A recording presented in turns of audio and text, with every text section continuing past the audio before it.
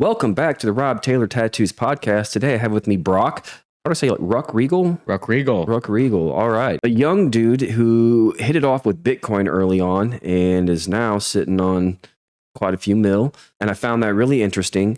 So I wanted to sit him down on the podcast and get to know him, his journey through crypto, and how somebody could get into all that themselves as well. Thank you so much for letting me do this and having me in your home and working on this sleeve that we're working on. Introduce yourself a little bit.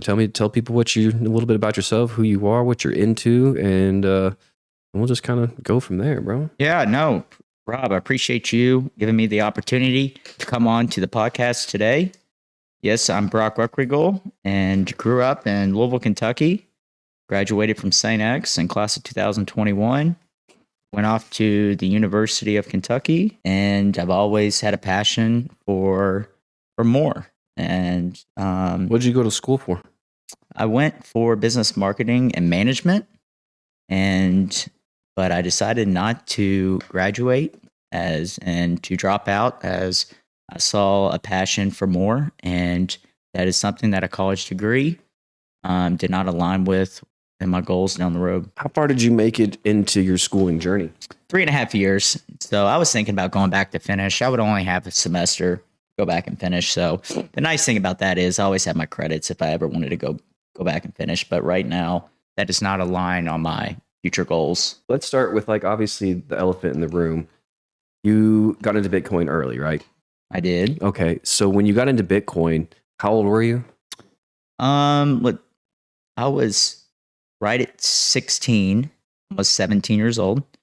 I got into it where I was in a very bad car wreck, and I got a lump sum of money off a settlement.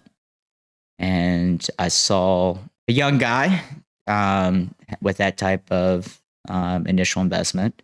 I wanted to see the best place to put my money. And Bitcoin, I didn't know much about it, but I knew that I had a buddy of mine who was telling me to load up on it.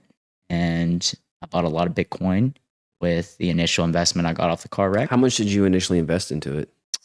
Right at 750,000. Oh, really? Okay. So you got a big settlement. Yeah. I got Okay. a pretty big settlement. So at this time, how much was Bitcoin going for? it was like roughly 16,000 a coin. Okay. And you put that full 750 into it? Yes. Well, no, I think, to be honest with you, I think I roughly put 300 in it. Okay. So then you're 16 years old, you put $300,000 into cryptocurrency. Now, did you always do it with the intention of holding, or did you know what you were going to do with it? I had no idea what I was doing. I was just like, you know what? I'm so young. If I lose this money, I'll lose it. I was like, I basically took that money. I was like, this is just a bonus. It goes to zero. What's the worst thing that happens? I'm just back in the same predicament as I was in before. There was many years I never even watched it. Really? Yeah. So you just got it and you were just like, all right, I'm just going to hold on. I'm just going to hold it. Stock. I'm just going to hold it. I got buddies of mine who are day trading. They're making $1 million a month day trading. They're trading crypto and they're doing everything like that. But that's nothing I don't know anything about, and they're watching the market and, So you weren't a crypto bro when you got into it. Somebody was like, you need to hop on this. I'm basically just all luck. Yeah. like basically you're just like, it's like you're at a casino and you're like black or red. You know what I mean? Put it on black. You're going to hit. Okay. So, obviously, there is proven patterns of success, and, that the thing is with the crypto market is so volatile. It's your net worth can be on a Monday, you can have a $4 million crypto portfolio, but on a Friday, it could be a $1,400 crypto portfolio. That's the scary thing about it. So then at what point did you realize oh shit, this thing's paying off? Probably my freshman year of college. I went to the University of Alabama, and that is where I started to really look at it, and I was like, man, I'm really making some really, profitable numbers. And it was numbers that I was like, wow. I was like, I want to buy more. And so it was probably 3 or 4 years that I started to actually, it was growing, probably on an average of 18% a year. Okay. So then you started putting more into it? I started buying more. What point did you start pulling anything out? Or did you sell any at any point? Or did you just leverage against it? Or how? So that's the thing with Bitcoin is they will give you a loan against what you have, against your portfolio. So the way I have mine set up is they will give me 47% of what I have in my crypto portfolio. So I don't have to sell my portfolio. The thing is, and people ask, well, why don't you want to sell your portfolio? Problem is, whenever you sell your portfolio, is then the IRS and Uncle Sam wants to come out and get 40% of your profit. And with capital gains, the thing is with me is I've held mine over a year, so I would just have to pay capital gains, which I think is roughly 23%.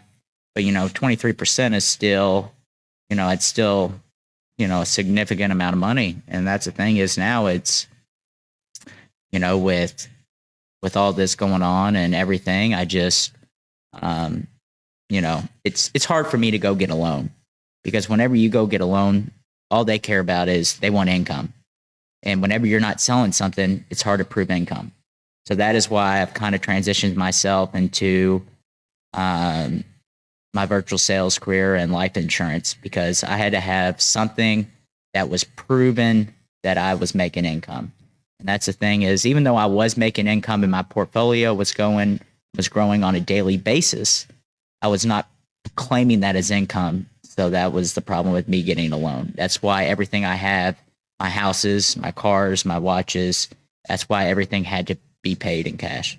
Now, throughout that journey, were you being advised by anybody? Was anybody like giving you tips? Did you have friends who was like, no, you should do this or do that with it?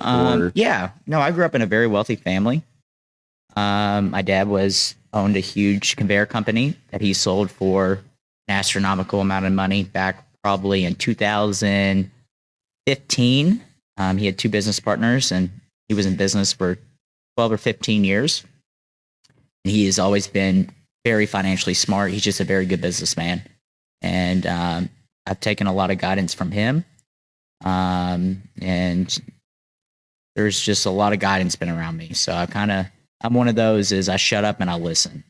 Those are the best people in the world, are the people that don't know it all and they want to learn more.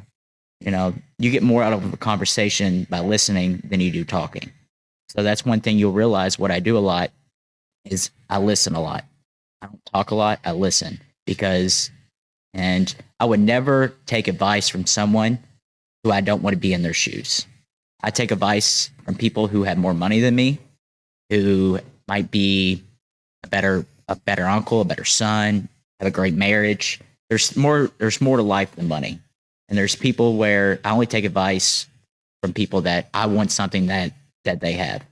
And so, that's the thing is there's so much more money, so much more to life than money. And so I find someone who has something that I want, and I'll take their advice, but I will never take advice from someone where I don't want what they have to offer. We'll definitely dive into all that as we go along for sure.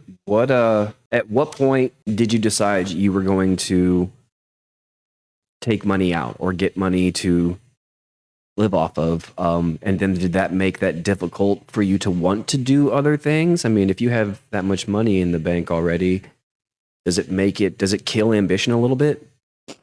That's a really good question, Rob.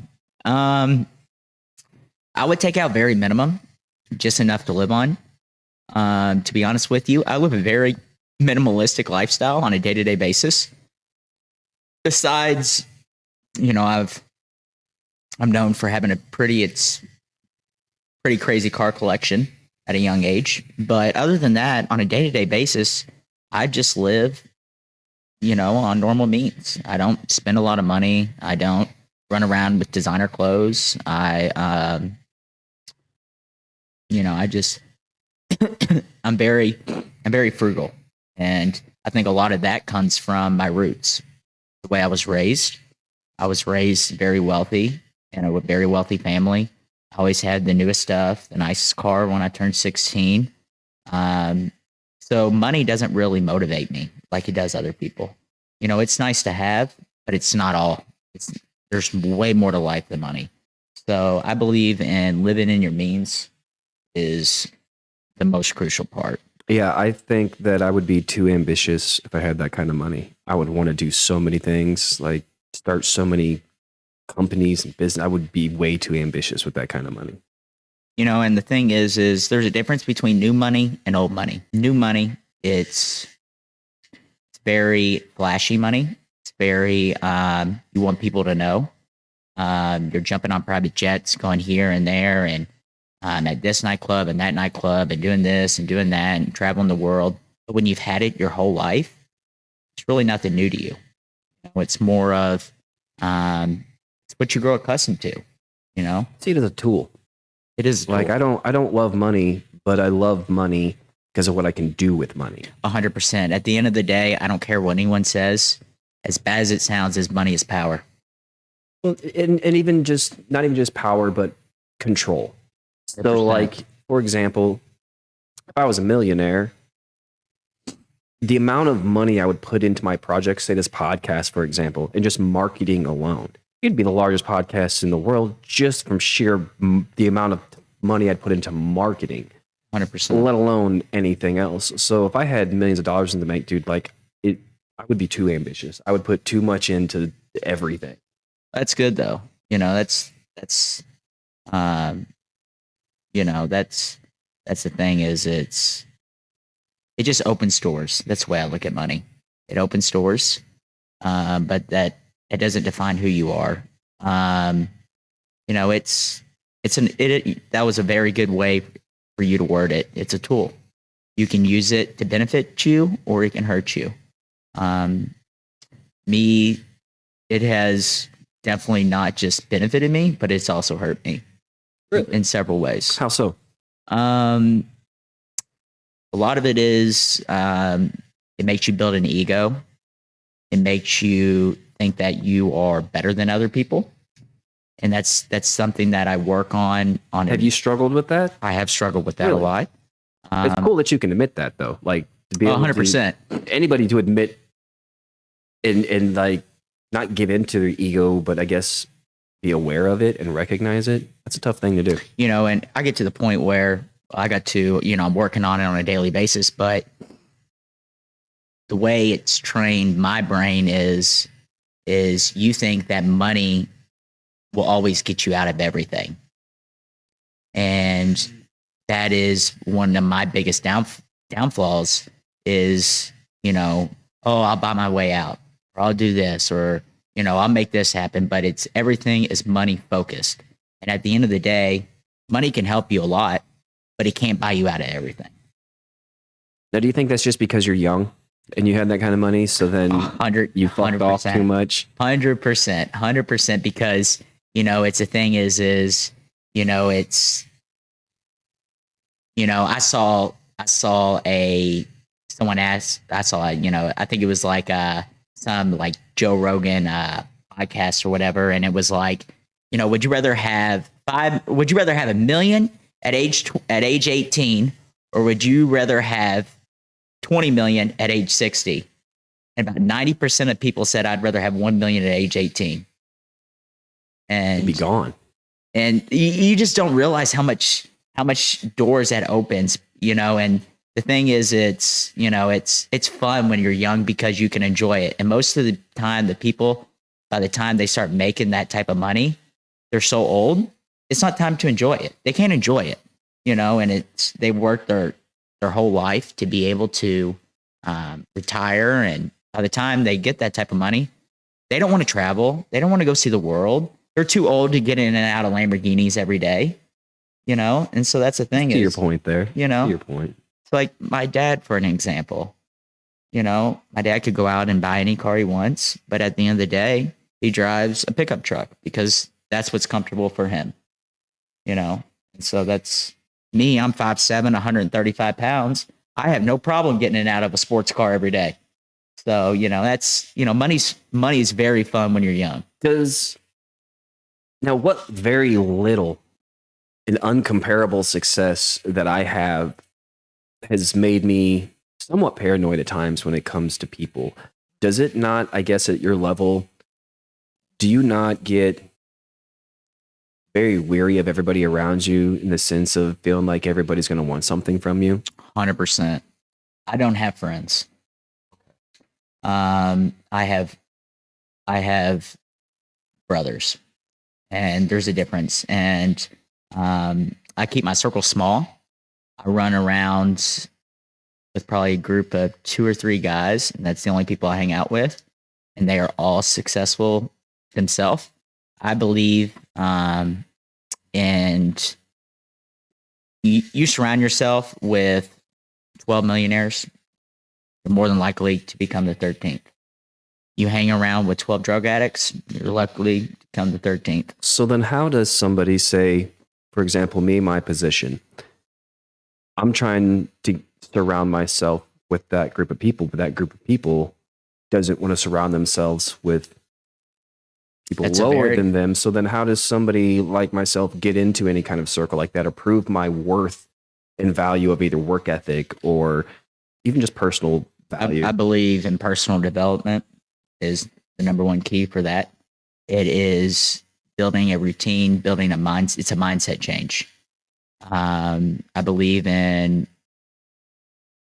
having a personal develop, investing in yourself is the only, I would say, investment that you will never regret. It is something that, and investing in yourself can mean multiple things. It can be getting into the best shape of your life. It can be having establishing a relationship with your higher power, or it can be stop drinking alcohol or doing drugs. I've struggled with addiction my whole life, probably since I've been 17 or 18 years old. And I finally just decided to get sober here recently. And congratulations on that. Thank you. It's a tough journey. It is tough, but that's a lot of things that people don't talk about. Something that it's, and that's the thing is with it just doesn't discriminate addiction, and that's the thing is you don't see me going around talking about I'm an alcoholic. It's you tell people what you want them to see. You tell people what they want to hear. That's why I hate social media. Social media is so fake. You see all these people, all these celebrities running around on private jets, doing this, buying this new car, buying that new car with this new guy or this new girl. But at the end of the day, they still have their problems too. Yeah, I think that's why authenticity sells so much right now, is that whole flex culture hand in hand with like fake facade. And I think that you're seeing a peak in interest in authentic content, authentic people.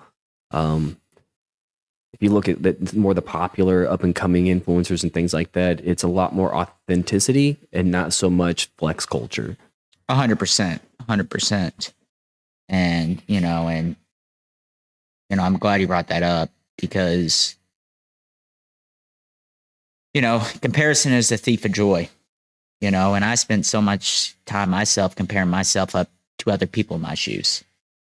And, and once you make the realization of, you always want more, you always want to be in that person's shoes. You always want this, you always want that.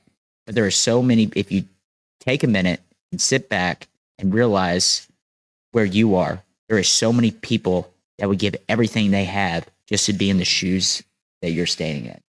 And that's very hard to do, but it is, it's the truth. And it's very good just to take your own personal inventory and realize not only, want more, but to give thanks to what you have. So that's huge. So you're a man of faith. How much do you feel like that has played a role in success? That's a very good question. I grew up in a Christian family, but I kind of lost God wouldn't say I lost him, but I got very distant. Probably since I was 18 to probably about 3 or 4 months ago. I'm finally just coming back to him. I did some stuff that I'm not very proud of. Made poor decisions, and it's funny how it's when life's going great, me and God, we're not on very good terms. But when life goes to shit, it's weird how close God and I get. It's so easy to it's. Does that ever make you more aware in the times that times are going good to embrace that relationship? It's made me start doing that recently, because now looking back, you're like, man, isn't it weird that I only pray when I need him? Right. When life's going great, I don't think about praying. But when life's, when things are, going bad or things aren't going your way, it's weird how coincidental how we get. And I'm like, God, help me, save me. Well, I'm so guilty of that. I wasn't there, and when God needed me, or where I needed God, he was always there for me, but I wasn't always there for him. That's why I wanted to get these tattoos of the lion and Jesus on the cross and forgiven on my arm, because I believe that every tattoo should have a meaning, and that was my meaning behind all this. Was I'm forgiven. Doesn't matter whatever you've done in your life, God will forgive you. And we're moving pretty quick on this thing too. Like, you got quite a bit of work within a short amount of time, it seems like. Yeah. You got the whole bottom half of the sleeve pretty much done. I'm working on the top half now. Yeah, I think my first session was January 8th. So less than a month ago, 3 weeks ago, roughly 3 or 4 weeks ago. And yeah, we're moving right along. So at what point throughout all this did your parents take you seriously? I mean, you're telling them you have Bitcoin and it's doing great. Did they just never pay any attention to you until? Well, they knew I got the large settlement check off the car wreck, because they were with me all throughout all that. So they knew I had, a pretty good chunk of change. That's something I really don't talk about, is the growth I was making off of it. Whenever people ask, usually they ask, how are you doing or whatever, I say I'm doing very well for myself. That's something I don't really like. Anybody who doesn't understand crypto, I mean, 100%. But you stick your money in a savings account, even with you might make 3 or 4% a year. Tell me what other thing can you make 18 to 20% a year on consistently? Yeah, that's what I always tell people, man. I'm a big crypto guy. I love it. I was a crypto degenerate for a while. Really? Bad. Like, dude, all types of projects, pump and dumps, fucking altcoins. I wish I knew stuff about that, because I don't know anything. Super deep into it. I don't know anything about pump and dumps. I used to mess around with those meme coins. Yeah. I used to day trade with it, and I did rug and tugs. Oh yeah. Yeah. I saw it. Pump and dump. I saw where that one person, like, whenever they came out, made like the Donald Trump meme coin, and it was a rug. It was a whatever they call it, the rug pull, and the guy made like $18 million off the coin, sucked it all out, and I'm like, Jesus Christ. Yeah, that's all luck though. You're just asking to get scammed. Yeah, but the community, a lot of Reddit community stuff, man, to where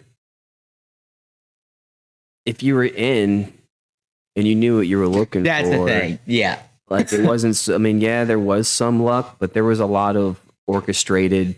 100%, but at the end of the day, still someone owns that coin. Yeah. And at the end of the day, you're just making them richer, and they can pull it at any time, and they're taking all your money. So what got you into tattooing? I kind of just fell into it, and it evolved. I had a friend of mine who did them out of the kitchen, and this was 20 years ago. but he was really good. He just never wanted to work at a shop, and he worked as a tow truck driver at night. One night he was getting ready to go to work, and I said, "Set up your machine and stuff. I want to tattoo myself. I want to give it a whirl." Tattooed myself. It was terrible, obviously. of course, Of course. And from there, I was like, man, because I dropped out of high school like after my freshman into sophomore year. I don't know if I finished sophomore year or if it was in a long time. Either way, I dropped out of high school super early. I was like 16 when I dropped out. I couldn't get good jobs. I mean, you're getting McDonald's, shit like that. So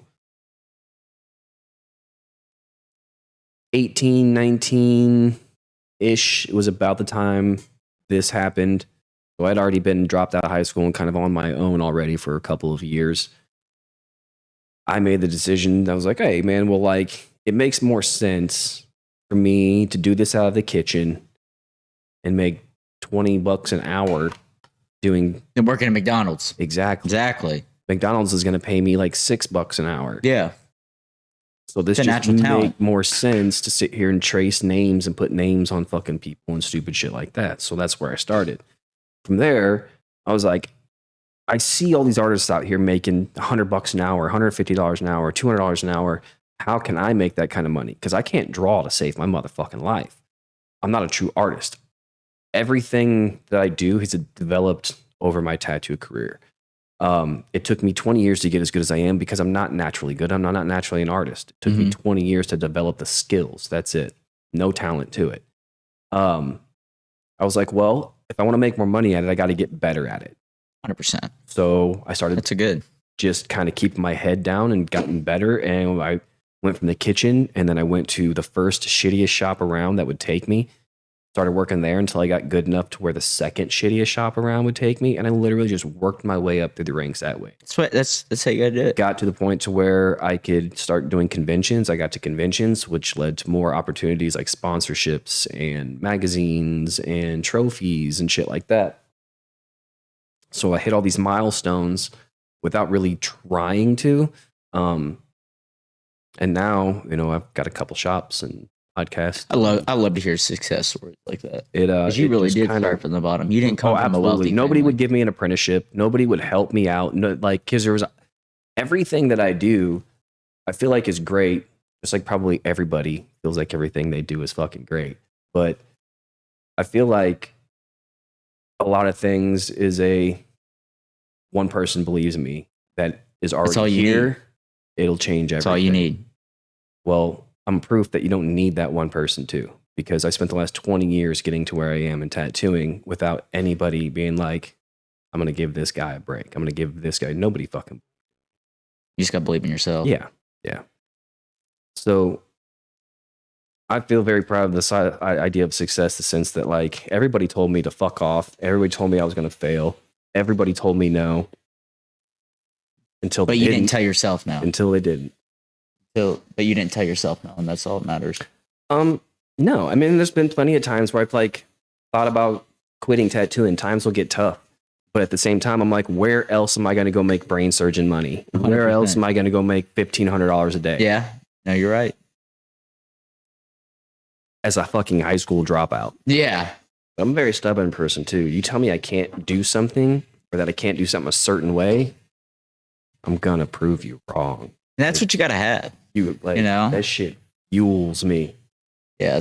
No, there were so many people they told me, they said, I remember, they're like, and that was the thing is I want to do something, where, it's, Brock's never going to be successful in life. He's always going to live off his mom and dad's money. Like he's never going to do anything with his life. And that's just like fuel to your fire, And so that just like makes you, because I totally understand the standpoint where you're coming from. You're just like, man, I want to do that so much more. And, that's such a good point that you bring up there. It's fuel to your fire. That's the way you got to look at it. You live a minimalist life. Like, what do you do? Like what do you do with your time, your ambitions, you have any hobbies? What do you do? I love to work out. Love to play golf with the guys. I'm not very good, but I love to go play. And I love to, just hang out with the guys. Grew up on the lake. Love going, boating, fishing, deep sea fishing, stuff like that. I used to just getting back, and me and the gym kind of have like a love-hate relationship. I go through stages, like where I'll get into the best shape of my life. Then I'll go through, 3 or 4 months where you won't see me step into a gym. So now I'm just getting back into all this. I'm doing 75 hard to start out the new year. So down roughly 33 pounds from, December 26th is when I started it. So that's what's up. Yeah. So just getting back into the grind of things. What do you do aside from working out? What are you ambitious about, like business wise? I never got into business to change my life. I like helping other people change their lives. I like seeing who's the next success story. That's what I like. So I like to see the people who come in from dead broke and they start changing their lives. That means more. That has a bigger impact on me than me making more money. So I love to see people come in who are young, hungry, motivated people. How do you help these people out? So I started I'm now kind of in like the life insurance field. So we run like a virtual sales team. So like you can sell life insurance from anywhere. All you need is a laptop, Wi-Fi, and just a desire for more. So that's the nice thing about the industry is you can be in Kentucky, you can be in Miami, you can be in Cabo, you can be on a plane. You have Wi-Fi.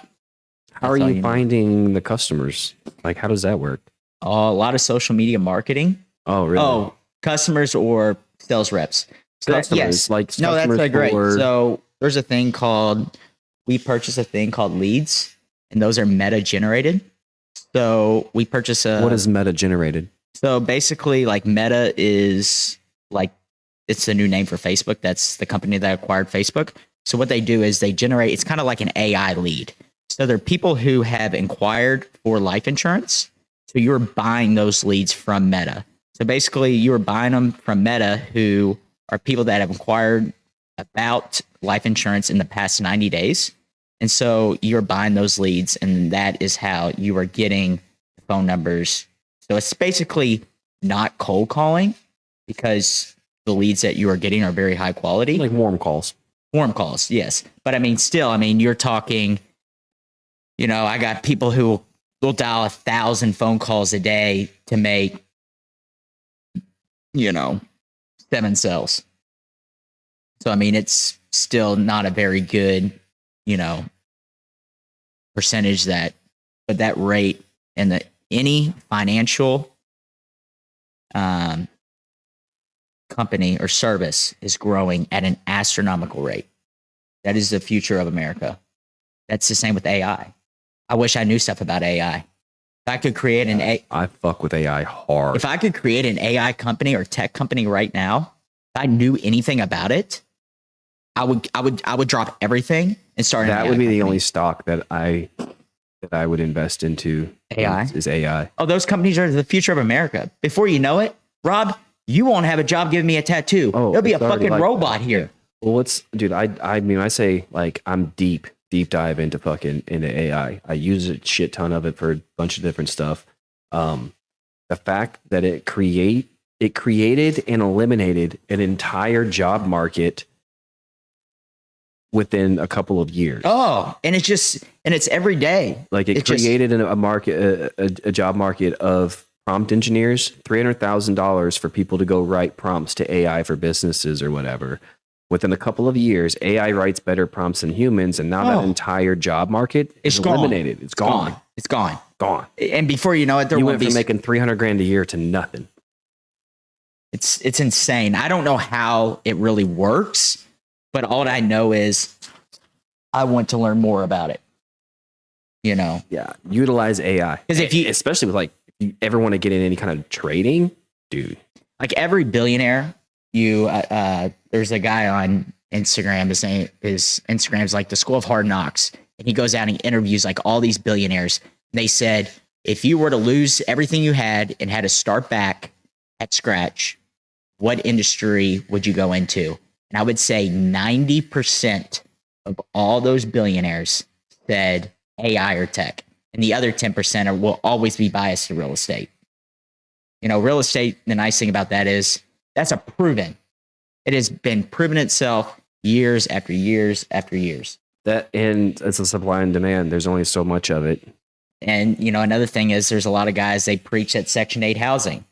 They said that is, you know, killer money. There's a guy, I think he said he started when he was 24. He's 29.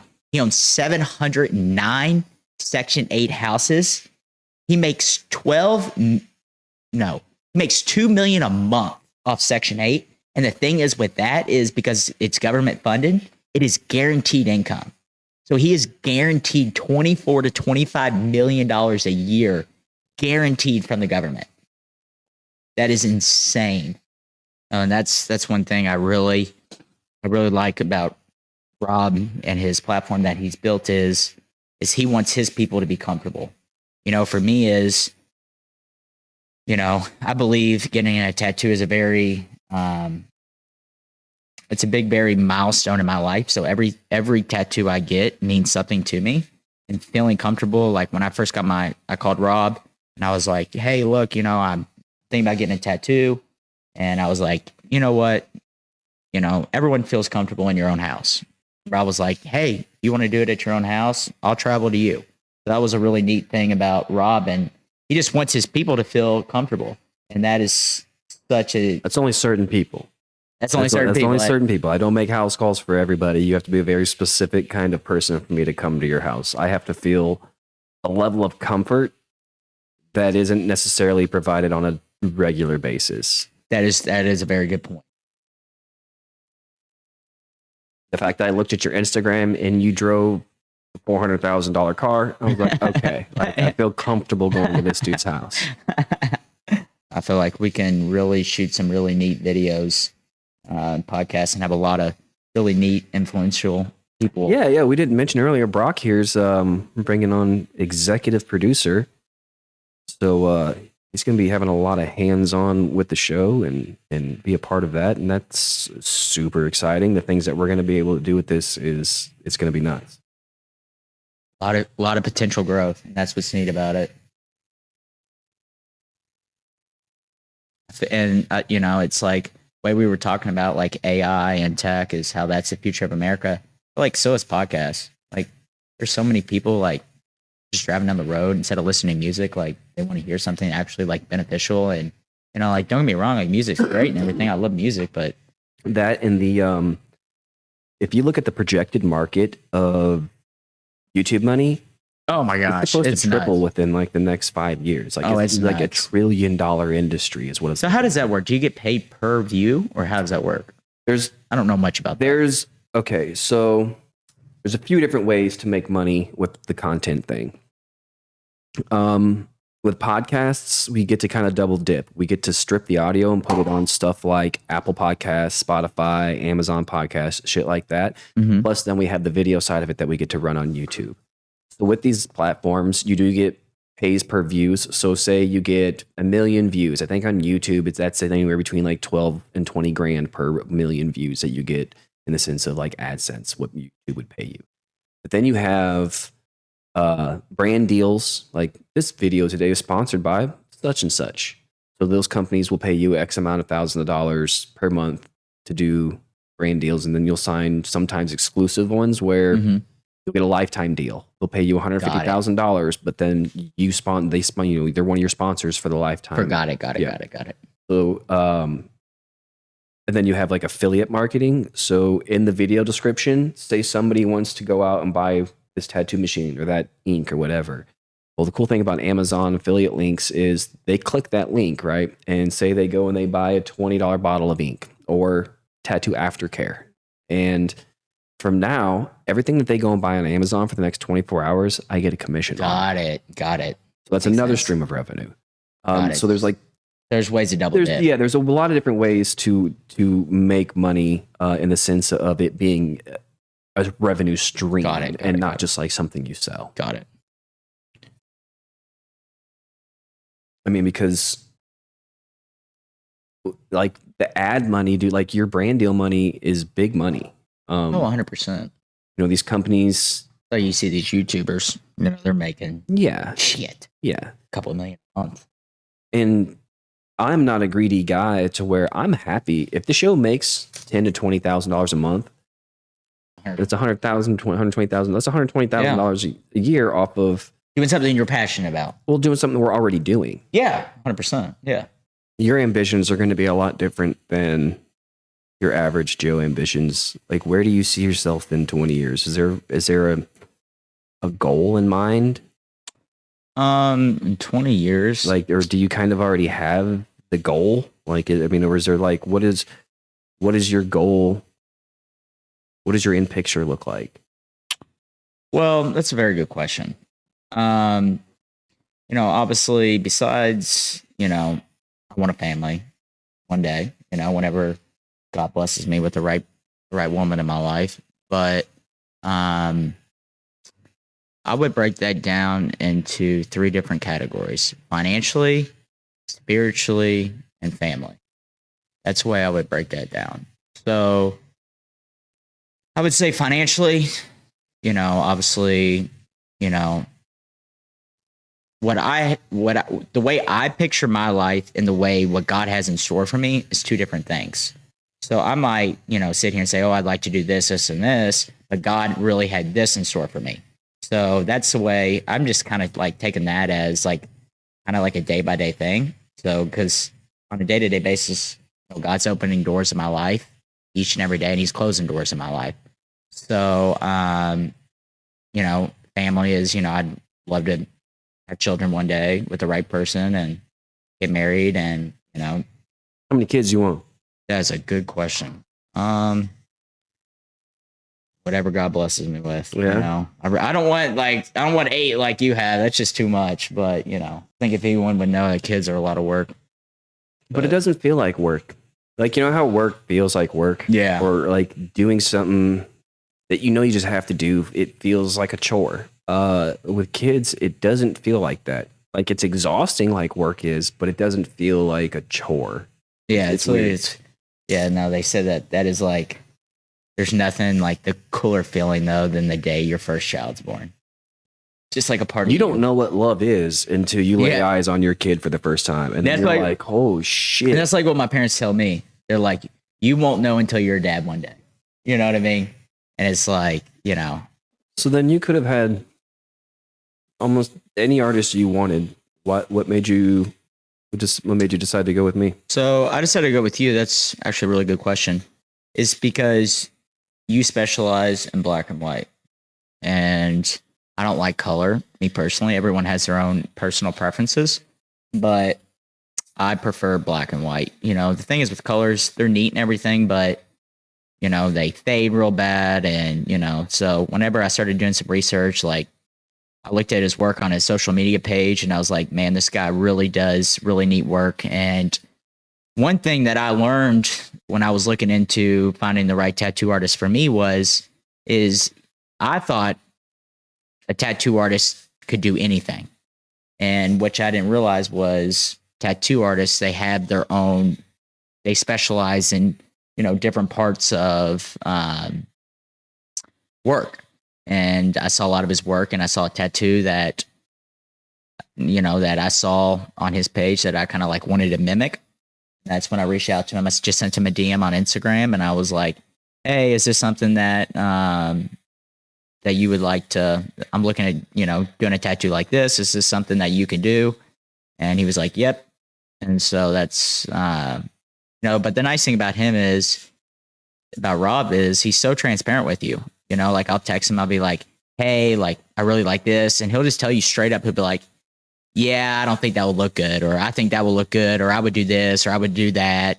That's a nice thing about having, you know. But I don't pressure you either. At the end of the day, don't. it's your tattoo. It is. And that's true. You know, he'll do anything you want, but he'll also give his, you know, professional opinion, which he's a professional. He does this every day. I don't do this every day.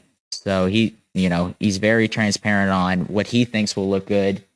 I like just honestly just watching you sometimes. Yeah. Because it's a talent. That's your talent. Everyone has a talent. I think it's a skilled trade. I'm artistically talented in other areas, in other genres of art. This is just much a skilled trade as framing a house, drywalling 100%. a house. 100%. I can't draw the shit that I tattoo. There's just a certain method that I use. So you're not an artist? No, I'm not. Really? No, I'm a tattooer. So you can't draw to save your life? No. But so you would think film and photography, though, that is my artistic passion. Like that, like I ended up going to over COVID. There was this like online film school thing. Yeah. And I did that. I took the courses on there and learned a lot. But that's my true passion is film. And then photography is just, it's a lot easier to shoot a photo production than it is a film production. Like I can set up to do a photo shoot in a couple of hours, where a full music video is going to take me weeks, if not months of preparation and things like that. I could see that. What intrigued you enough about the podcast to want to be involved? Because anybody can be like, oh, I got this dream of this project that I want to do. What about it showed you that it was serious, that it was something that wasn't just a pipe dream? No, that's a really good point you have there. If I can give any advice to the younger generation or to anyone watching, I'm all about helping people. And that is the thing is if I could just give one person who views this, just like one advice on life or how to get started or anything, then to me, that was successful. I'm not here to change the world. I'm here just to help one person at a time. I you wanted to help, but at what point did you be like, all right, this dude's legit about it? He's not just out fucking. So that's a really good question. So on January 8th was our first session. And so on January 8th, I went home and he was kind of telling me a little bit about the podcast. I was like, yeah. And then so he got home. I was really happy with my tattoo. And I was like, this guy really is legit. So I texted him. I was like, hey, Rob, do you mind sending me a couple links to some other guests that you had on your podcast? So he sent them over, and I was actually down doing my morning cardio one day, and I was like, I think I'm going to throw on one of these podcasts. So I ended up watching, bits and pieces here and there. I was like, man, this is really neat. And the guy who he interviewed, I can't remember his name, but he had a lot of good advice. And I was like, man, I can use that advice in my daily life. So whenever I started seeing that, I was like, man, I got on the podcast. Maybe I could help just one other person. And so, never done one of these before. I'm not a very good public speaker. I'm not very fluent. So that's whenever Rob asked me, I was like, I really don't want to do it. But he was like, no, I really think that you'd be a good fit. You have a lot of good advice. You're young. You have a lot going for you. So, that's one thing I learned is, well, if I can help someone, I'm good. So. Yeah, I think they could help a lot of people to understand more. I don't think finances are taught the way that they should in the sense of school and just general knowledge. What kind of educational, not so known, I guess, tips and tricks of finances you think you? Oh, that goes back to the basics. A lot of people don't know basics. And I believe that is don't live outside your means. Okay. That can be as on a day-to-day basis, I spend hardly no money besides gas. And, I'm 23, I'm single, I live by myself. So, I eat out every night for dinner, but it's just as cheap for me to eat out, than it is for me to go to the grocery store and spend $200 on groceries a week. So besides me going to fill my car up and pay my taxes and my insurance and eat out, a $15 meal a day. Other than that, I really don't spend any money. And I buy nice clothes, but I buy high quality. And the clothes I wear, I've had for the last 3 or 4 years.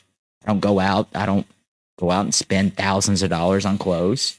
The only thing I really do What is your guilty pleasure? What is the one thing you'll splurge on? cars and watches. Cars and watches. Cars and watches. That is my but I'm buying my cars very smart where I don't lose money on my cars. At a certain point, cars are definitely an investment asset class in itself. Like watches almost. Oh, watches are, if you're buying them for long term to hold like I do, you're sitting on a gold mine. Like some watches go up in value, some don't. If they're easy to get, don't ever buy it. I would never tell someone to go out and buy a Breitling or buy an Omega or buy any watch that you can go into a jewelry shop and buy right off the counter. You are throwing that money away. Wait and save up, buy your first Rolex Submariner. That's the best watch, best starting Rolex. What? Retails roughly like $10,800. Immediately, you can sell it on the gray or on the black market for $13,800 to $14,200. Why is that? Why couldn't people just go buy it for the $10,000 themselves? Because it's a 4-year wait list. Oh. Yes. So okay. So I have a lot of Rolex watches that I daily wear, like the Daytona on Oyster Flex or my Day Presidential. But it took me a long time to be able to establish a relationship with Rolex AD to be able to get those watches. So I've had a lot of Rolex watches that I personally didn't even really want, but I bought them in order to build a relationship. So whenever the pieces did come in that I wanted, that I would have the first access to. So it's basically, it's a relationship with Rolex. That's all it is. So, but the Rolex Submariner, I mean, you're sitting on $4,000 in positive equity on the watch, just right off the bat. And so that's the thing is with watches is it's a conversation starter. If I go out to a restaurant and I see Rob Taylor sitting there, some people are watch people, some people aren't, right? My dad. I love watches, but I'm not a watch guy. Yeah, I get that. But like my dad, very successful entrepreneur. I think my dad has maybe one Rolex, but he doesn't wear it. So it's either you're a watch guy, I feel like, or you're not. Right. Like I am a watch person. I'm a car person. That's what I love. And I don't mind spending money on it. Like I have I'm not a watch guy because I don't have watch guy money. If I had watch guy money, I'd probably like one of my watches. It's a Richard Mille RM3502 Nadal, and that is probably like I paid $260,000 for the watch, and right now I could sell it for $310,000. So I mean, there is so much. So I mean, if you buy them right, you can make money on it. And how many things can you buy and wear for 2 years, open so many doors, start conversations, because you go up to people and they know you have a $300,000 watch on your wrist, even a $10,000 watch. They know whatever you are doing, you're obviously doing something right, and they want to get to know you. So that's the way I look at it. I don't look at it as, oh, I'm spending even $10,000 on a Rolex Submariner. I look at it as how many people can I talk to? So then do you feel like deals are made based off of relationship and conversations, or do you feel like deals are made off of analytics? Conversations. Really? 100%. 110%. Well, I can come to you with the best analytics in the world on a project and it wouldn't matter as much as a good conversation. No. That's crazy to me. I want to hear a conversation. You can sit here and you can tell me every analytic, every AI chat, but I got to believe in you. I want to know you. I don't do, and that's why, it's, to me personally, everyone's different, but to me is, I want to believe in you. And I don't care what you have to say. I believe in you. If you come to me and you say, Brock, this is what I want to do. Here's my vision in 5 years. I need this amount of money to do this. And I believe in you. 100%. But if I don't believe in you and I think you're a fuck up, or you're just going to go blow all my money that I'm about to give you. But you have an AI chart that says every, that makes sense. I'm going to do this, I'm going to do that, I'm going to do that. But every night you're going out and you're getting drunk, or you're smoking a pound of marijuana every month. And it's like, so that's, Because I've always heard about how more deals happen on the golf course than they do in the office. No, it's so true. That is so true. And that's the thing with golf. That's why I wish I was good. Yeah, I'm going to be picking up golf just so that I can start building relationships for guests. And I have a golf cart. Like, we live in a like a country club community. Like, it's a gated country club type thing. So we have a golf course there. And I'm picking up my first set of clubs so that I can start golfing this season. So I can start getting out there on the get lucky and get ready to spend thousands of dollars on golf clubs. Yeah, and that's another thing too. When I get into something, I get it. Oh yeah, it's like I'm the dumbass where I think going out and buying the best clubs is gonna make me the best golfer, right? I'm like, well, I got the ones that Tiger Woods uses, but why am I not playing like Tiger? You know what I mean? So, whenever I first started, I worked at Big Spring Country Club back years ago when I was in high school. Oh, I play golf ever since I've been little. Oh, okay. I mean, I say I'm bad. I mean, I'm better than the normal person, but I'm not a good golfer either. I shoot in the low 90s. So I mean, it's not good, but it's definitely, I saw something where it said less than 1% of golfers shoot under 100. Now, do I believe that? I don't know, because 100 seems pretty realistic. But, also, who are you comparing yourself against? Obviously, you're not going to be able to go out. Like, I have a buddy of mine who he played Division I golf and played in high school and everything. And he'll call me and like, hey, Brock, let's go and play golf. And I'm like, dude, to be honest with you, I'm good. He goes, like, he's too good. I like to play with someone who is just as bad as I am. It was funny. My dad was at, he went to he took some lesson or something, and they said, David, you want to know the best piece of advice I have to give you about your golf game? He goes, I'm not trying to hurt your feelings, but you're just too bad to get mad. And that's so true, though. He goes, you're just going out and having fun. He goes, you're just too bad to get mad. And it's actually really good advice that he had. So, well, you'll have to send me some invites when you guys go out. On the course. Yeah, that would be fun. I'll come out there because I don't have anybody to play with right now, but I'm hoping to change that. That's the thing with this weather. It's who the heck's gonna go out and play golf when there's 6 inches of snow on the ground?